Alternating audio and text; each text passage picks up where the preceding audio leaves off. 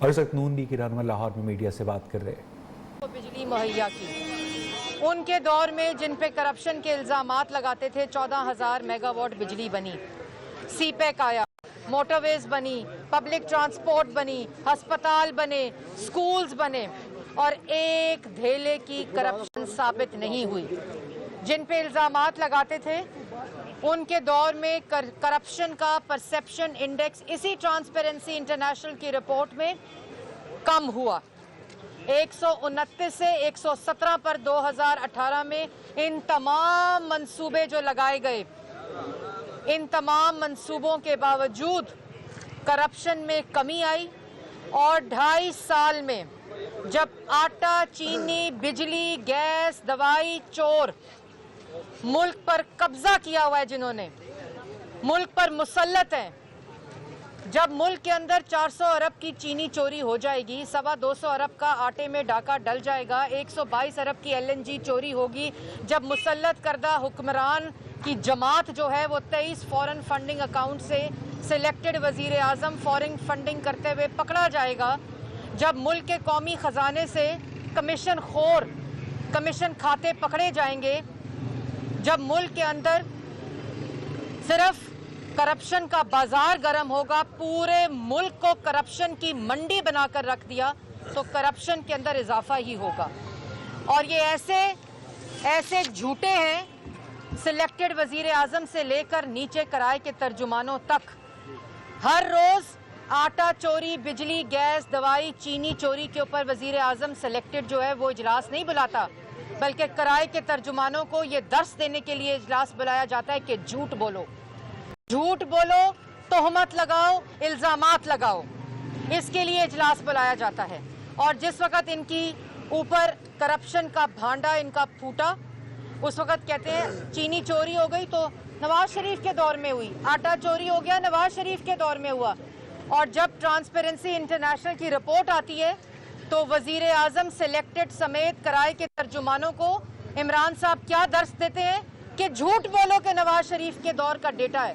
ان کو اتنی شرم نہیں آتی کہ وہ جو رپورٹ ہے اس کے اندر ڈیٹا اور ایئر مینشنڈ ہوتا ہے، لیکن یہ ایک ایسی پرسیپشن بنانے کی کوشش کی گئی کہ آپ کہیں گے جی دوسرے دور کی ہے۔ عمران صاحب جس چیز کا نوٹس لیتے ہیں، قرضہ آتے ہی کہا جی قرضہ کمیشن بنے گا، آج تک قرضے کی رپورٹ نہیں آئی، 14,000 ارب کا قرضہ خود لے لیا۔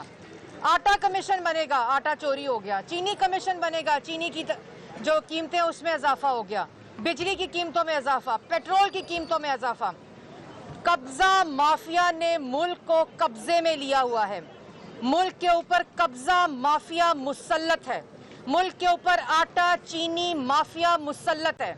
اس وقت جب احتساب احتساب اور سیاسی انتقام کے غبارے سے ہوا نکل گئی ہے، تو اب کیا راگ الاپ رہے ہیں؟ قبضہ کیا ہوا ہے۔ اور وہ جو 50 لوگوں کی لسٹ اتنے بے شرم ہے، بھئی کسی اور کا ڈال دو جو تمہارے دائیں بائیں قبضہ مافیا بیٹھا ہے، اس کے نام ڈال دو، لیکن سیاسی انتقام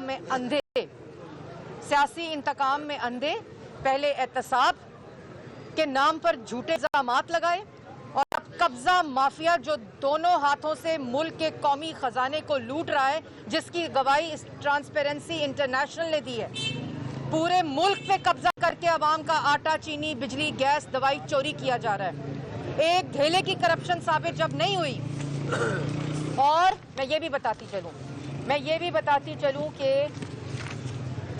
2.5 سال کے اندر جو صرف عمران صاحب کی حکومت نے قرضہ لیا ہے، 5 سال میں پاکستان مسلم لیگ نون نے 5 سال میں 10,400 بلین کا قرضہ لیا، اور کیا بنایا؟ 11,000 میگا واٹ بجلی بنائی، پورے ملک میں وفاق کی اکائیوں کو موٹر ویز کے ساتھ جوڑا، ہسپتال بنائے، سکول بنائے، پبلک ٹرانسپورٹ بنائی۔ یہ جو قرضہ لیا 10,000، یہ میں پاکستان کی عوام کو بتانا چاہتی ہوں، کہتے ہیں نا قرضے لے لیے، ہمیں قرضے دینے پڑ رہے ہیں تو عوام تکلیف میں ہے، ہمیں قرضے دینے پڑ رہے ہیں تو مہنگائی ہے، ہمیں قرضے دینے پڑ رہے ہیں تو یہ حال ہمارا معیشت کی تباہی ہے۔ لیکن میں آپ کے کیمراز کے ذریعے عوام کو بتانا چاہتی ہوں کہ 10,400 بلین 5 سال میں جو منصوبے میں نے آپ کو بتائے، پاکستان مسلم لیگ نون کی حکومت نے قرضہ لیا، और सिर्फ 2.5 साल में 11,500 बिलियन का कर्जा इन नालायकों और चोरों ने लिया। 11,500 बिलियन का। और अगर सिर्फ आपकी समझ के लिए कि ये कितनी रकम बनती है 11,500, वो इसलिए कर्जा कमीशन की रिपोर्ट नहीं आ रही क्योंकि चोरों ने, नालायकों ने 11,500 का कर्जा ले लिया और झूठ बोलते हैं कि पिछली हुकूमतों के कर्जे देने के लिए हमने 11,500 कर्जा लिया। 11,500 कर्जा लेके एक ईंट नहीं लगाई। और अगर आपकी समझ के लिए मैं आपको बताना चाहती हूँ कि ये 11,500 कर्जा कितना होता है, जबकि कोई मंसूबा ना लगे, ना अस्पताल में कोई नया कमरा, ना स्कूल में नया कोई क्लासरूम, ना पब्लिक ट्रांसपोर्ट की एक ईंट, ना मोटरवे की एक ईंट, ना बिजली का 1 मेगावाट। इसका मतलब ये होता है कि अगर 4 साल 11,500 बिलियन का जो कर्जा है, 4 साल अगर मौजूदा हुकूमत पाकिस्तान के अवाम हर शख्स को मुफ्त बिजली दे, मुफ्त गैस दे, मुफ्त रोटी दे, मुफ्त आटा दे, मुफ्त चीनी दे, क्या दे?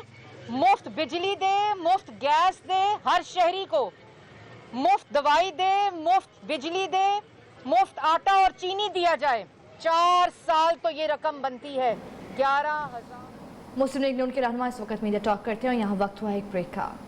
कत्ल केस के मुलजिम अहमद उमर शेख को डेथ सेल से फौरी तौर पर निकाला जाए। सुप्रीम कोर्ट ने बड़ा हुक्म दे दिया।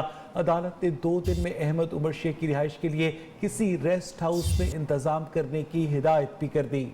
अदालत की जांच से कहा गया है कि मुल्जिम को फैमिली के साथ आरामदेह रिहाइश और ट्रांसपोर्ट की सहूलत फराहम की जाए। अहमद उमर शेख को रेस्ट हाउस में बाहर की दुनिया से रसाई की सहूलत ना हो, उसे सुबह से शाम 5 बजे तक फैमिली से मुलाकात का वक्त दिया जाए, मोबाइल और इंटरनेट की सहूलत ना दी जाए। सिंध हुकूमत अहमद उमर शेख की फैमिली की रिहाइश का भी इंतजाम करे। कश्मीर डे अहमद उमर शेख को अपनी फैमिली के साथ गुजारने दिया जाए। मज़ीद तफसीलात जानेंगे जहांज़ेब अब्बासी से। जहांज़ेब, कहिएगा अदालती कार्रवाई का अहवाल।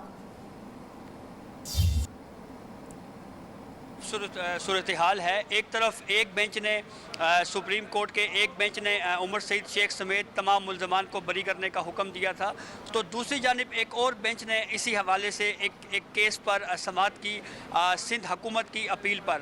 सुप्रीम कोर्ट ने अब ये कहा है कि उमर सईद शेख को जो है वो रेस्ट हाउस में रिहाइश का उनकी बंदोबस्त किया जाए, लेकिन उनकी जो शहरी आज़ादी है, यानी कि उनकी नकलो हरकत है, उसके ऊपर पाबंदी आयद कर दी गई है। हालांकि कॉन्स्टिट्यूशन ने राइट्स दिए हुए हैं कि हर शख्स को ये आज़ादी हासिल है कि वो अपनी मर्ज़ी से जहाँ चाहे जाए। दूसरी अहम बात इस मुकदमे में हमने ये भी देखी है कि 18 साल तक उमर सईद शेख जो है वो जेल में रहे हैं। इस पर वफाकी हुकूमत का मौक़िफ़ जो है, उन्होंने गैर महसूस अंदाज में सुप्रीम कोर्ट को ये बताने की कोशिश की कि जैसे शायद हुकूमत के ऊपर अमरीकी दबाव है बहुत ज़्यादा, और अमरीकी दबाव के पेश नज़र जो है इस मामले को अगर सुप्रीम कोर्ट ऑफ पाकिस्तान ने इन मुल्ज़मान को इस तरह से रिहा कर दिया तो बहुत ज़्यादा पाकिस्तान के ऊपर आलमी दबाव जो है वो आ सकता है। अब सुप्रीम कोर्ट ने ये कहा है कि रेस्ट हाउस का बंदोबस्त किया जाए, और जो कॉन्स्टिट्यूशन ने जो गारंटी दी है आज़ादाना नकलो हरकत की, उसके ऊपर ये कहा गया है कि उमर सईद शेख जो है वो अपनी मर्ज़ी से आवाम में नहीं जा सकते। लेकिन तफसीली फ़ैसला आएगा तो ये बात वाज़ेह होगी कि क्या वो उमर सईद शेख जो 18 साल तक जेल में बंद रहे थे, उनको अब क्या एक दूसरे मरहले में नज़रबंद तो नहीं किया जा रहा। लेकिन ये जब तफसीली फ़ैसला आएगा तो उसमें वाज़ेह होगा। जस्टिस उमर अता बंदियाल की सरबराही में 3 रुकनी बेंच ने इस अहम केस की समाअत की। 2 समाअतें इससे पहले इसकी हो चुकी हैं।